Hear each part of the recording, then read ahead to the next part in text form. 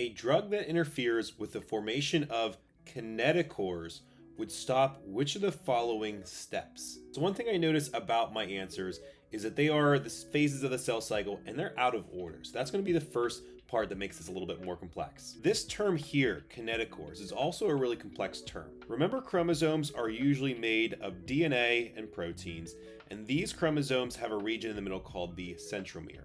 They also have regions on the outside called kinetochores, where spindle fibers are going to attach during mitosis. Now these spindle fibers will come in here and they're made of proteins and they're just going to attach and help move these chromosomes around, and at some point they're actually going to rip the chromosomes apart. So this drug is going to interfere with the connection of the spindle fibers to the chromosome. Let's take a look at the phases of mitosis and try to figure out which phase is going to be first interrupted.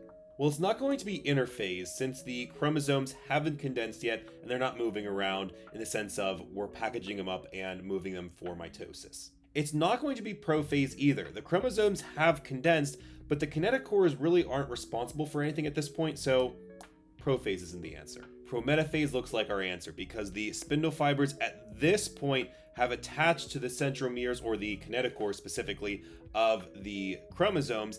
And after this point, everything else is going to be messed up because if the spindle fibers aren't attaching to the kinetochores, then the chromosomes can't move around the cell. So this here, it looks like are going to be our answer. So our answer is E, prometaphase.